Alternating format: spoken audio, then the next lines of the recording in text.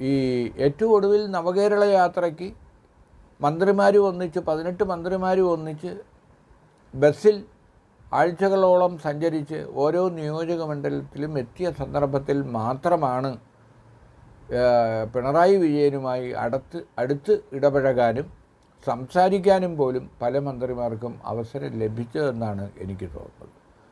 നമ്മളിപ്പോൾ E M S മുഖ്യമന്ത്രിയായിരുന്നപ്പോൾ അദ്ദേഹത്തെ കണ്ടിട്ടുണ്ട്. കെ കരുണാകരൻ മുഖ്യമന്ത്രിയായിരുന്നപ്പോൾ അദ്ദേഹത്തെ കണ്ടിട്ടുണ്ട്. അതുപോലെ എ കെ ആൻ്റണി മുഖ്യമന്ത്രിയായിരുന്നപ്പോൾ അദ്ദേഹവുമായി ഇടപെട്ടിട്ടുണ്ട്. സി അച്യുതമേനോൻ മുഖ്യമന്ത്രിയായിരുന്നപ്പോൾ അദ്ദേഹവുമായി ഇടപെട്ടിട്ടുണ്ട്. അപ്പോൾ ഈ മുഖ്യമന്ത്രിമാരെല്ലാം പ്രഗത്ഭരായിരുന്നു. ഉമ്മൻചാണ്ടി വരെയുള്ള വി എസ് അച്യുതാനന്ദനും ഉമ്മൻചാണ്ടി വരെയുള്ള കേരളം കണ്ട എല്ലാ മുഖ്യമന്ത്രിമാരും ജനകീയന്മാരുമായിരുന്നു. അവർ അവരുടെ ക്യാബിനറ്റിലെ മന്ത്രിമാരുമായി തുറന്ന് സംസാരിക്കുകയും കാര്യങ്ങൾ വിശ്വാസത്തോടെ മുന്നോട്ട് കൊണ്ടുപോവുകയും ചെയ്തിരുന്നു. കാരണം ഇപ്പോൾ തന്നെ നമ്മുടെ കേരളത്തിലെ ഏറ്റവും വലിയ വിപ്ലവമായിരുന്നു വിദ്യാഭ്യാസ ബില്ല്. മുണ്ടശ്ശേരി മാഷ് വിദ്യാഭ്യാസ മന്ത്രിയായിരുന്നപ്പോൾ കൊണ്ടുവന്ന വിദ്യാഭ്യാസ ബില്ല്. അപ്പോൾ അദ്ദേഹത്തെ വിശ്വാസത്തിൽ എടുത്തുകൊണ്ടാണ് ഇ എം എസ് അത് നടപ്പാക്കിയത്. അതുപോലെ തന്നെ ഭൂപരിഷ്കരണ നിയമം ഗൗരിയമ്മയെ വിശ്വാസത്തിലെടുത്തുകൊണ്ടാണ് ഇ എം എസ് ആയാലും സി അച്യുതമേനോനായാലും ആ നിയമനിർമ്മാണത്തിന് മുൻകൈ എടുത്തത്. അപ്പോൾ അങ്ങനെ വിദ്യാഭ്യാസ ബില്ലായാലും കാർഷിക വിപ്ലവത്തിന് വഴിവെച്ച ഭൂപരിഷ്കരണ നിയമമായാലും അങ്ങനെ കേരളം കണ്ട ഏറ്റവും വലിയ വിപ്ലവകരമായ നിയമ നിർമ്മാണം എല്ലാം തന്നെ നടന്നത് ഈ മുഖ്യമന്ത്രിമാരുടെ നേതൃത്വത്തിലാണ്. ഇപ്പോൾ വി എസ് അച്യുതാനന്ദൻ മുഖ്യമന്ത്രി ആയിരിക്കുമ്പോൾ നടന്ന മൂന്നാർ കയ്യേറ്റം ഒഴിപ്പിക്കൽ, കരിമ്പൂച്ചകൾ എന്ന് വിശേഷിപ്പിക്കപ്പെട്ട ദൗത്യസംഘം മൂന്നാറിലെ അനധികൃത കയ്യേറ്റങ്ങൾ ഒഴിപ്പിച്ച സംഭവം യഥാർത്ഥത്തിൽ ലോകം മുഴുവൻ ശ്രദ്ധിച്ച ഒരു നടപടിയായിരുന്നു.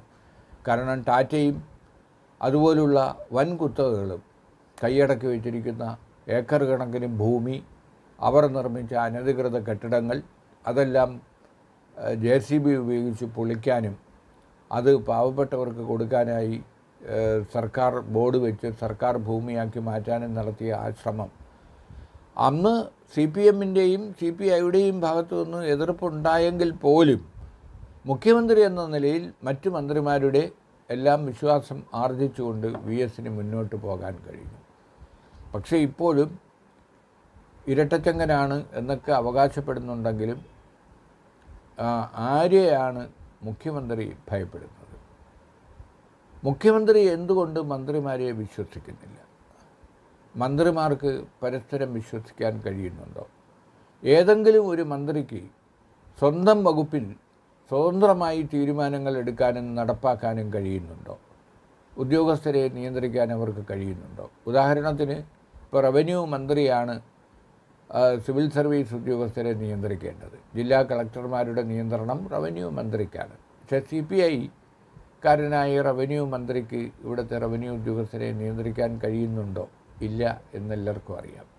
കാരണം ആര് ഒരു ജില്ലയിൽ കളക്ടറാവണം, ഏത് കളക്ടർ ആ സ്ഥാനത്ത് തുടരണം എന്ന് തീരുമാനിക്കുന്നത് പൊതുഭരണ വകുപ്പിൻ്റെ ചുമതലയുള്ള മുഖ്യമന്ത്രിക്ക് അധികാരമുണ്ടെങ്കിൽ പോലും റവന്യൂ മന്ത്രിയുടെ കൂടി സമ്മതത്തോടു കൂടി നടപ്പാക്കേണ്ട ഈ കാര്യം പലപ്പോഴും ഏകപക്ഷീയമായി മുഖ്യമന്ത്രി തീരുമാനിക്കുന്ന അവസ്ഥയിലാണുള്ളത്.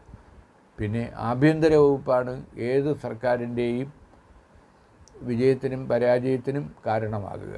കാരണം ജനജീവിതവുമായി നിരന്തരം ബന്ധപ്പെടുന്നത് പോലീസ് സംവിധാനമാണ്. ആ പോലീസ് സംവിധാനത്തിൻ്റെ പ്രവർത്തനങ്ങൾ വിജയിച്ചാൽ തീർച്ചയായും ഒരു സർക്കാരിന് വിജയിക്കാൻ കഴിയും. ഒന്നാം പിണറായി സർക്കാരിൻ്റെ കാലത്തും രണ്ടാം പിണറായി സർക്കാരിൻ്റെ കാലത്തും ഏറ്റവും കൂടുതൽ വിമർശനം ഉയർന്നത് ആഭ്യന്തര വകുപ്പിന് എതിരെയാണ്. എന്ന് വെച്ചാൽ മുഖ്യമന്ത്രി നേതൃത്വം നൽകുന്ന ആഭ്യന്തര വകുപ്പിന് നേരെയാണ്. ബെഹ്റ DGP ആയിരുന്നപ്പോഴും, ബെഹ്റ മാറി ഇപ്പോൾ പുതിയ DGP വന്നപ്പോഴും DGPമാർ പോലും, അതായത് പോലീസ് മേധാവികളെന്ന നിലയിൽ തങ്ങളുടെ ദൗത്യം സ്വതന്ത്രമായി നിറവേറ്റാൻ പോലും അവർക്ക് കഴിയുന്നില്ല. അതുപോലെ തന്നെ വിജിലൻസ് ഡയറക്ടറുടെ ചുമതല യഥാർത്ഥത്തിൽ DGP റാങ്കിലുള്ള വിജിലൻസ് ഡയറക്ടർ തികച്ചും സ്വതന്ത്രമായി പ്രവർത്തിക്കേണ്ട ഒരു ഉദ്യോഗസ്ഥനാണ്. ആ തസ്തികയിൽ ജേക്കബ് തോമസിന് ശേഷം അതിനു മുമ്പ് വിൻസെൻ്റ് പോൾ ഇരുന്ന കാലം, വിൻസെൻ്റ് പോളും ജേക്കബ് തോമസും മാറിയതിന് ശേഷം അഴിമതിക്കെതിരെ കർശനമായ നടപടിയെടുക്കേണ്ട വിജിലൻസ് വകുപ്പ് യഥാർത്ഥത്തിൽ നോക്കുകുത്തിയായി മാറുകയാണ് ഉണ്ടായത്. ഇത്തരത്തിൽ പരസ്പര വിശ്വാസമില്ലാത്ത ഒരു സംവിധാനമായി ക്യാബിനറ്റ് പരസ്പരം അവിശ്വാസത്തോടെ കാണുമ്പോഴാണ് ഒരു ഭരണം പരാജയത്തിൻ്റെ അവസ്ഥയിലേക്ക് മാറുന്നത്.